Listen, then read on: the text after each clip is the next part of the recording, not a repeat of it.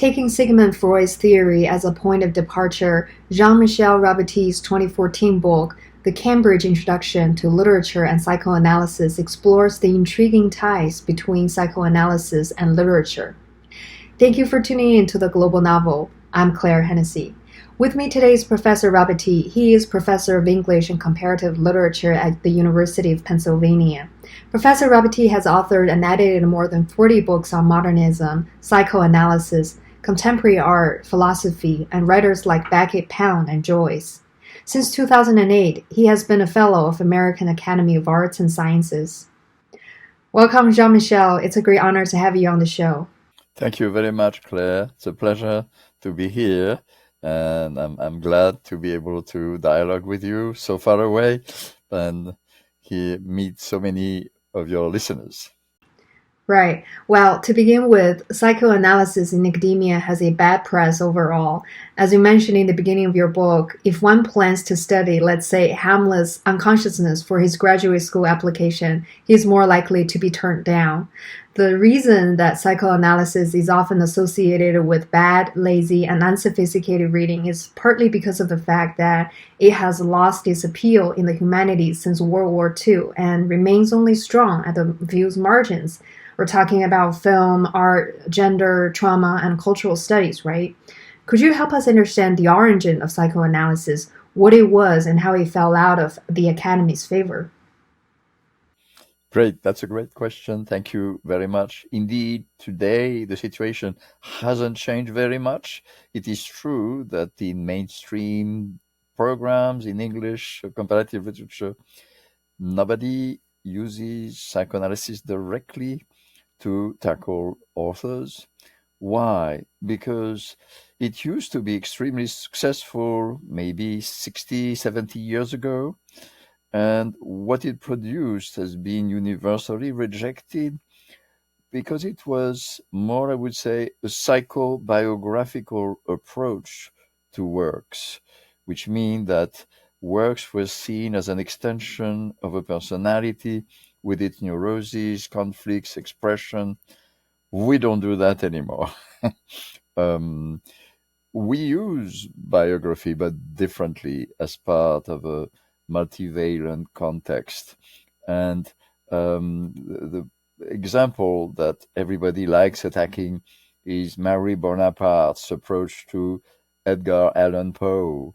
And it reads really badly. Freud liked it very much. So that's the dangerous element in classical psychoanalysis applied to literature.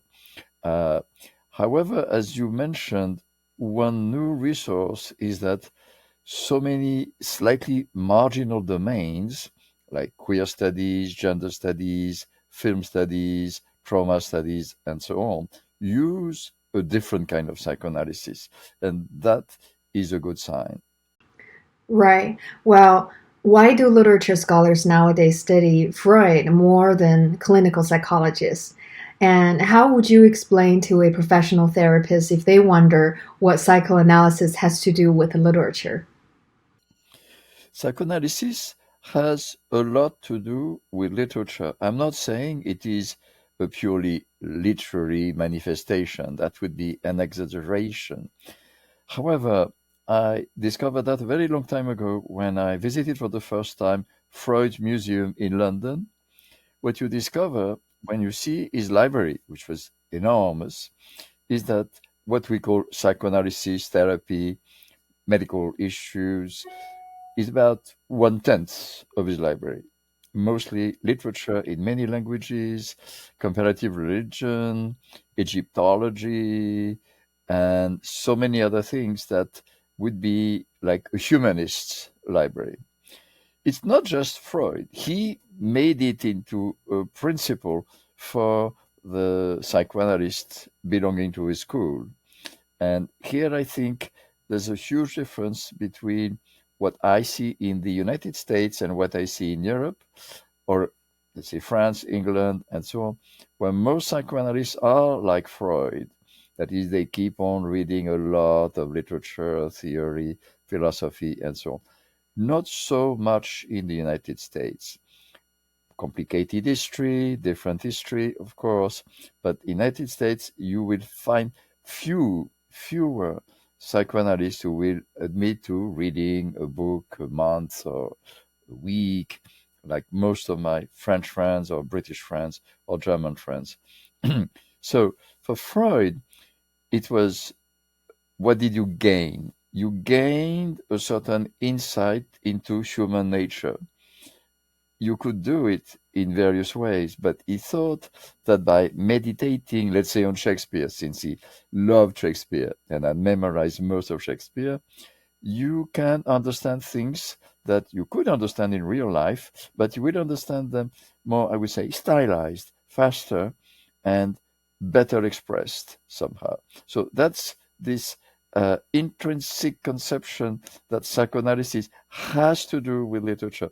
And it's something that I explored before even Freud had invented psychoanalysis. He, for 10 years, had a correspondence with a good friend of his, Edward Zilberstein, and they were to write to each other every week about the week, about what they had seen, their meditations, what they had read, books they could recommend to one another. And this generated the idea of the talking cure. That is, that you can cure certain symptoms by just using language, talking, and so on. It may not look very literary as such, but it is, in fact. Right. Well, can Freud be viewed as part of a literary movement called modernism? And could you give us a brief sketch of Freud as a man of the 19th century?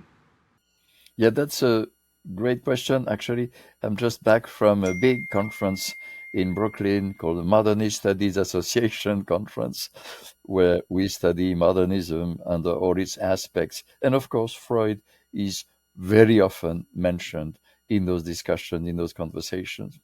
It's not so much that Freud was what you would call a modern or a modernist himself in his tastes. He had relatively conservative tastes. He did not really go to musical events. He liked the theater and he liked reading a lot. However, he was close to many interesting writers like Zweig in Vienna, and one can say that he was aware that what he was doing on a daily basis, I want to insist, was writing. Freud basically never let a day pass without having written something. And it was so every night he would write. And we know that he would work on several books or several articles at the same time. So he was a writer. And he is indeed in, I would say, sync with the movement of modernism. Why? Because what we call modernism starts more or less at the end of the 19th century, and it consists into a new exploration of the psyche, an exploration that goes back to the archaic past. And this is what Freud was doing. And so, if you even if you read some of the modernists who pretended not to like Freud, like Eliot, T.S. Eliot, who fought with Freud horribly, or Ezra Pound, who hated Freud for many reasons, what they do is not very different from what Freud was doing in his texts. That is, going back to a sort of Darwinian notion of the past of humanity, understanding violence, aggression, trauma, killing the father, wanting to sleep with the mother, and preparing something that he described as the uneasiness, Unbehagen, of culture. It's hard to translate. The book, the famous book, is Civilization, and it discontents. But we can say that most modernist writers were interested in giving a better definition of culture, a livable definition of culture, a livable definition of the links between culture and politics. And this is also part of Freud's general, I would say, impetus and insight. Could you please further expand on this term modernism, be it artistic or literary, since it will help our listeners to understand better of this historical juncture that Sigmund Freud was a part of? That yeah, modernism in the Anglo-American sense uh, generally covers the group of people who, just before the First World War and between the two wars, were busy changing literature and culture. People like Virginia Woolf, James Joyce, Yeats, Ezra Pound, T.S. Eliot in the US. In France, you could say Surrealism, Dadaism, in Italy, Futurism, and in Germany, Expressionism. It was in all those cases a movement that was not only literary, it was also artistic. And you had little groups, manifestos, publications, at times aggressive manifestations, like the surrealists would often disrupt other people's performances, at times fight even. So it was cultural disturbance and a lot of infighting, but what was shared by all was a wish to use art, culture, writing, music to change the world somehow and prepare for after the catastrophe of the First World War, there was a sense that civilization had perhaps caused that catastrophe. And so it had to be rethought fundamentally. And I think they all wanted to do this in various ways. Some were more on the right, others more on the left. Uh, Pound, Yeats, and Eliot were notoriously on the right, but many others were on the left. The surrealists wanted to be Marxists or Trotskyites, and so on. Freud himself, in his book on civilization, is very critical of the idea of communism. However, he spends a lot of time discussing with the idea of sharing everything and the idea of trying not to kill one's neighbor, because this is an important issue for the times. It was a time of intense racism, and one can say that Freud was extremely aware that if he had to have an impact, he would have to understand the roots of racism. Why is it that we tend to hate the person who is a little like us but not exactly like us? Right. Well, how does Freud's famous work, Interpretation of Dreams, manifest the major psychological inspirations from which modernity sought to draw? It's, I would say, one of the great texts of modernism and of modernity, the interpretation of dreams. It's interesting to read it, and one can do it in English in a new translation by Crick of the first version, because when we have the final version that we can find on the web, it's a very thick book. In fact, it was a slim book originally.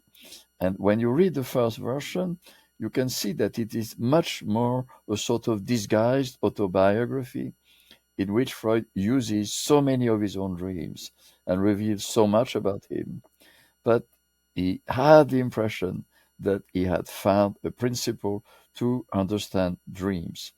Up to his analysis, you had various conceptions about dream, but nobody really believed that you could have a scientific approach to the activity of dreaming. Today, we know that Freud didn't know everything. He didn't know anything about REM and the brain mapping and so on. However, a number of recent scholars have shown that his intuitions are exactly right. Freud has this idea that what constitutes the energy of a dream is what you might call libidinal energy. He calls it wish fulfillment. Wish, we have to be careful, doesn't mean just unbridled lust. Uh, it can mean, on the contrary, anguished lust, as in so many of his own dreams when he is about to imagine something like the impossible scene where he would be in his mother's bed, and then the consequence is an anguish attack. However, what contemporary theoreticians have shown is that via dopamine and things that the brain is producing all the time when we sleep, we have the same principle indeed, that the activity of dreaming is connected with the centers of gratification and sexuality, one could say. So this is a general principle that Freud discovered. At the same time, what he showed was how extraordinary the world of dreams could be and how much it could bring to culture. And of course, if we think not only of Dadaism and Surrealism, but that is Surrealism systematized the idea of writing like a dream, but so many of the innovators in modernist literature. For me, the best would be Franz Kafka. What distinguishes Kafka is that whenever he writes a little story or a long novel, he plunges you in a dream logic. And so that has changed completely the way we think about ourselves, about the world, and so on. And it's not to say that Freud created it, but he belonged to the same movement of exploration of the psyche, exploration of that part of the world when we are asleep. And for me, a great book, I cannot call it a novel, of modernism is Joyce's last work, Finnegan's Wake. Finnegan's Wake is a huge attempt at recreating a dream. And Joyce said, I have to write like a dream. And so dreams are notoriously opaque, contradictory, made up of people who are uh, both good and bad, man and woman, uh, coalescences of various individualities, and so on. This is what Joyce did in a book that is admittedly quite difficult to read, Finnegan's Wake, but that is presented as a sort of nightmare of humanity. And so there is a direct link between the interpretation of dreams and Finnegan's Wake. Actually, Joyce was always referring to Freud, and he had read Freud, we know. Well, what useful function did Freud see in literature? In other words, how does literature offer insights into psychoanalysis? Literature offers insights uh, through psychoanalysis because uh, it allows you. I have to say, what is psychoanalysis before we okay? How should we understand it in a purely Freudian way? Psychoanalysis is an exchange between a psychoanalyst and an analyst who will only use language, nothing else. Freud rejected touching, hypnotizing, medication, and all that.